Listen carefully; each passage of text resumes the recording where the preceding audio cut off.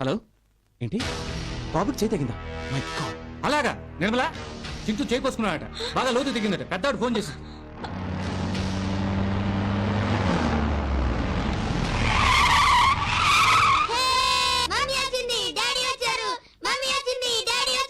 Come on come on where is the patient little patient little sister little బామ్మగారు. అమ్మా నాన్న రాలేదా? ఆహా ఈ డాక్టర్లు పంపారు. ఈవిడేమో అమ్మగారు పంపిన లేడీ డాక్టర్ అండి, ఆయనేమో అయ్యగారు పంపిన స్పెషలిస్ట్ అండి, ఈయనేమో ఈ సిటీ ఫ్యామిలీస్ కామన్ డాక్టర్ అండి. ఇదిగో డాక్టర్స్ ఏం చేసినా ఇంట్లోనే చేయాలి వాళ్ళ ఆర్డర్స్.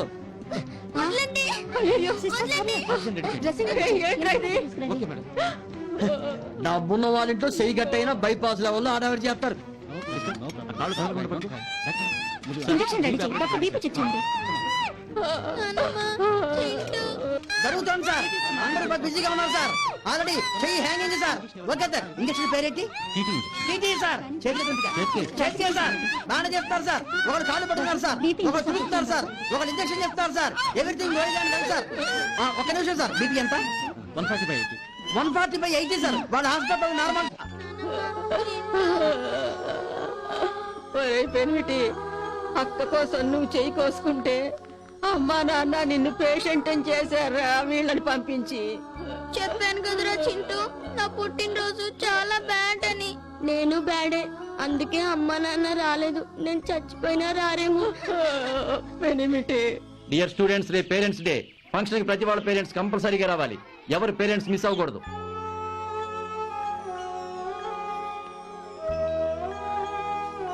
ఒరే చింటూ, అమ్మా నాన్న అంత గొడవ పడుతున్నారు కదా, మనం పేరెంట్స్ డేకి రమ్మంటే వస్తారా? అమ్మా నాన్న రాకపోతే వాళ్ళందరి ముందు మనం ఇన్సల్ట్ అవుతాం కదే. మరెలా రా? Idea. Good evening daddy. Hey good evening Bhavani. చెప్పేది వినవే. Good evening mummy. చింటూ ఏమిటి? ఒక ఇంపార్టెంట్ విషయం మాట్లాడడానికి వచ్చాను మమ్మీ. ఏంట్రా అంత ఇంపార్టెంట్ విషయం? రేపు మా స్కూల్లో పేరెంట్స్ డే, నువ్వు రావాలి డాడీ. పేరెంట్స్ డేయా? అవును మమ్మీ, మనకు మమ్మీ అయినా డాడీ అయినా మమ్మీయే కదా, పిలిస్తే వస్తాది అని చెప్తే కాదని అక్క డాడీని పిలవడానికి వెళ్ళింది. డాడీ పాటలు అంటే అందరికి చాలా క్రేజ్. డాడీకి బోల్డంత మంది ఫ్యాన్స్ ఉన్నారు. డాడీని స్కూల్ కి తీసుకెళ్తే మనకే పేరు వస్తుంది అన్నాను. కాదు, మమ్మీయే క్రేజ్ అని వెళ్ళాడు. అంటే ఫంక్షన్ కి ఆయన వెళ్తే పబ్లిక్ దృష్టిలో నేను చెడ్డదాన్ని కావడానికా? అంటే ఫంక్షన్ కి తను మాత్రం వెళ్ళి నేను రాలేదని కలరిచ్చి నన్ను ఫుల్ చేస్తాదన్నమాట. రే, నేను పేరెంట్స్ డే ఫంక్షన్ కి వస్తున్నాను. ఫంక్షన్ కి నేను వస్తాను. నమస్తే సార్. నమస్తే, వెల్కమ్.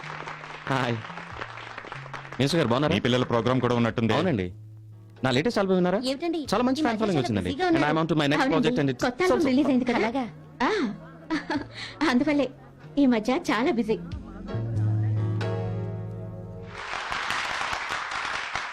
Dear parents, welcome. ఈ రోజు ఇంతమంది అమ్మా నాన్నల్ని చూస్తున్నందుకు చాలా హ్యాపీగా ఉంది. హలో. హలో.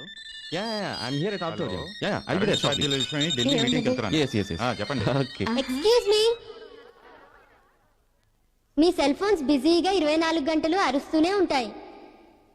మా కోసం వాటన్నిటికీ ఓ అరగంట విశ్రాంతి ఇవ్వండి. నేను చెప్పేది వినండి ప్లీజ్. థ్యాంక్స్. ఇది మీరిచ్చే లాలీపాప్స్ తిన్న మా సంతోషం కాదు, మీ గారాల మధ్య మా అల్లర్లు కాదు, జూ పార్కుల్లో చేసే కేరింతలు కాదు. అమ్మ పక్షి నాన్న పక్షి విడిపోవాలని కీచులాడుకుంటుంటే ఉలిక్కిపడ్డ పిల్ల పక్షుల ఘోషే ఈ ప్రదర్శన.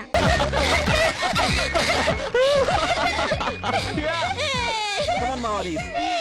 Right? Come on, do it. It's time to go to bed. Come on. కళ్ళు మూసుకో బాగా బాబమ్మా. అలసిపోయారు కదా, హాయిగా పడుకోండి. Good night daddy. Good night. Sweet dreams. Good night. Good night, Chintu.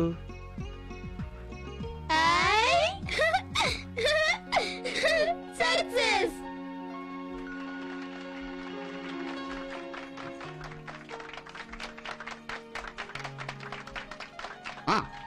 చూడండి, మీరు ప్రశాంత్ మ్యూజిక్ వరల్డ్ కంపెనీ వడగావాలండి. మీరు ప్రశాంత్ మ్యూజిక్ వరల్డ్ కంపెనీ వడగావాలండి. థ్యాంక్స్. అలాగే. మీరు ప్రశాంత్ మ్యూజిక్ వరల్డ్ కంపెనీ పెట్టి 15 ఏళ్ళు అయినా నిన్న పెట్టినట్టుందబ్బా. ఇట్లాంటి దానికి పెద్ద ఫంక్షన్ తో సెలబ్రేట్ చేసుకోవాలి కానీ ఇలా వడలతో సరిపెడతారా? నో, నేను చెప్పేది కాక్టైల్ గురించి. కాకటాయి లేదు, పిచ్చికిటాయి లేదు, నోరు వెయ్యి. పబ్లిక్. మన ఇద్దరేసి ఎప్పుడు పబ్లికా? లేదు లాయర్ గారు, ఆయన ఫంక్షన్ తాజ్ లో చాలా గ్రాండ్ గా సెలబ్రేట్ చేద్దామన్నారు. నేనే వద్దని చెప్పాను. ఆయన చాలా సెంటిమెంట్ మనిషి అండి, చాలా సెన్సిటివ్.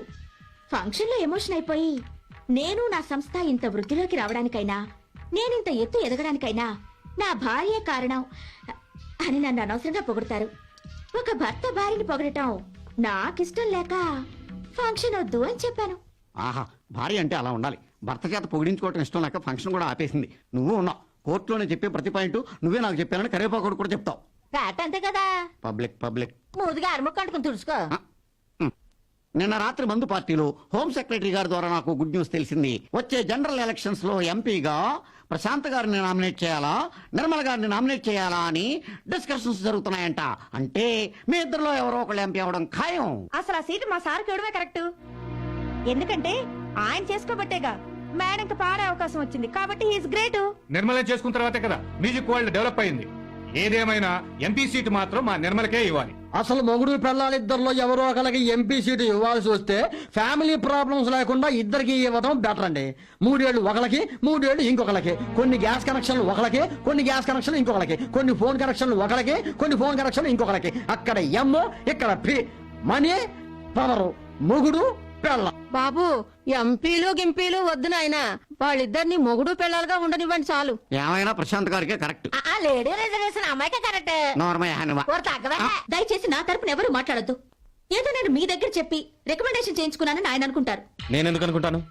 మిమ్మల్ని అనలేదే. I felt that. It's your inferior. నాకు ఇన్ఫీరియారిటీయా? yes. What do you mean? నువ్వు చాలా ఎక్కువగా మాట్లాడుతున్నావు. ఒకవేళ మేడం గారికే ఎంపీ సీట్ ఇచ్చినా వద్దండి మా ఆయన గారికే ఇవ్వండి అని ప్రపోజ్ చేయాలి. అమ్మగారు ఎందుకు వదులుకోవాలి? ఆ లెక్క వస్తే అయ్యగారు వదులుకోవచ్చుగా. మేడం గారి సపోర్ట్ ఉందని అయ్యగారిని ఇష్టం వచ్చినట్టు మాట్లాడకు. పనోడి పనోళ్ళ పడు. నువ్వు పెద్దల ఆడమ్మ మొగుడు అని కొప్పెట్టుకోగానే ఐశ్వర్యరావు చెప్పు. నువ్వు పందేనవే. నీలాంటి పరువు తక్కువ వాళ్ళని ఎంకరేజ్ చేసేవాళ్ళని అనాలి. నీలాంటి గిలగచ్చు కానీ చక్కటిగా పెట్టుకున్నప్పుడే సార్ పరుగు పోయింది.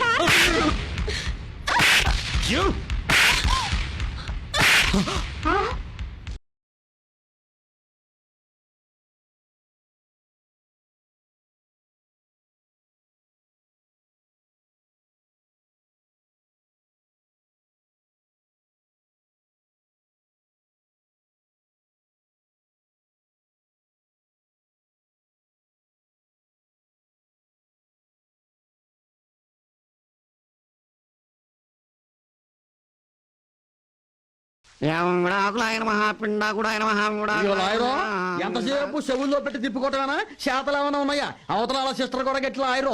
కొంచెం మేకడోలు కోట తగ్గించి డైవోర్స్ గురించి ఆలోచించు. 2 రోజుల్లో విడాకులు రావాలి. 2 days లోనా? ఒక్కడే చాలా.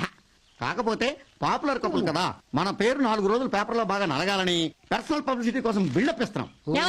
మీకేమైనా బుద్ధి ఉందా? వాళ్ళిద్దరిని కలపాలని చూడటం మానేసి విడగొట్టాలని చూస్తారా?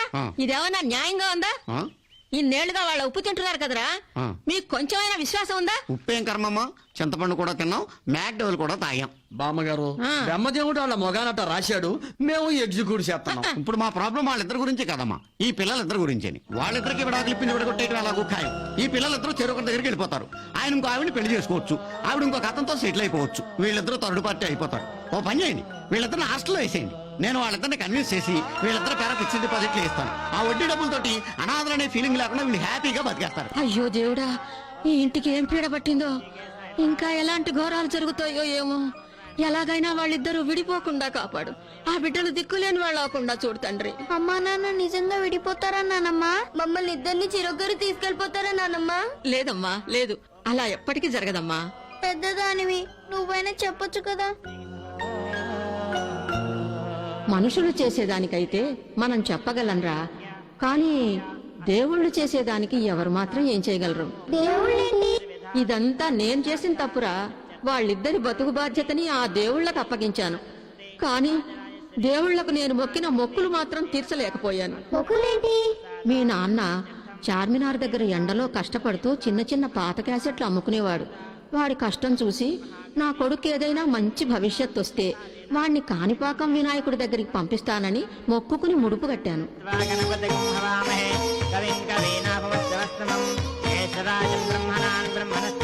వాడికి ఎంతకాలానికి పెళ్ళవలేదు. ఏ పిల్ల వాడికి నచ్చడం లేదు. అసలు పెళ్లే వద్దన్నాడు. వాడా 3 ముళ్ళు వేస్తే దంపతులిద్దరిని పెళ్లిపీటల మీద నుంచే భద్రాద్రి సీతారాముల దర్శనానికి పంపిస్తానని మొక్కుకుని ముడుపు కట్టాను. శ్రీరామాయ నమః. ఓం సీతాపత్నే నమః. ఓం భద్రాద్రి నివాసినే నమః. ఓం అభయప్రదాయ నమః. ఎంతకాలానికి వాళ్లకు పిల్లలు పుట్టకపోయేసరికి విజయవాడ కనకదుర్గమ్మకి మొక్కుకుని ముడుపు కట్టాను. తారానాయక శేఖర ముఖీం ఆపేనవస్యూరుహాం. వాణిభ్యామతిపో నరత్న. అప్పుడు భవానీవి నువ్వు పుట్టావు. ఒక పిల్ల పుట్టిన వెంటనే ఆపరేషన్ చేయించేసుకుంటానన్నాడు. అయ్యో మా ఆయన మళ్ళీ పుట్టాలి స్వామి, ఎలాగైనా వాడి మనసు మారి మగపిల్లాడు పుడితే వాణ్ణి తిరుపతికి తీసుకొచ్చి పుట్టెంట్రికలు ఇప్పిస్తానని వెంకటేశ్వర స్వామికి మొక్కుకుని ముడుపు కట్టాను. సదా వెంకటేశం స్మరామి స్మరామి. హరే వెంకటేశం ప్రసీద ప్రసీద. అప్పుడు నువ్వు పుట్టావురా పెనివిటి. ఒకసారి మీ అమ్మకు అమ్మోరు పోసింది, చాలా కష్టమైంది. నేను భయపడి నా కోడలు సులువుగా ఉంటే పసుపు బట్టలు నిండు కావేళ్లు పెట్టి దంపతులిద్దరిని శ్రీశైలం పంపిస్తానని భ్రమరాంబకు మొక్కుకుని ముడుపు కట్టాను. సర్వాలంకారయుక్తాం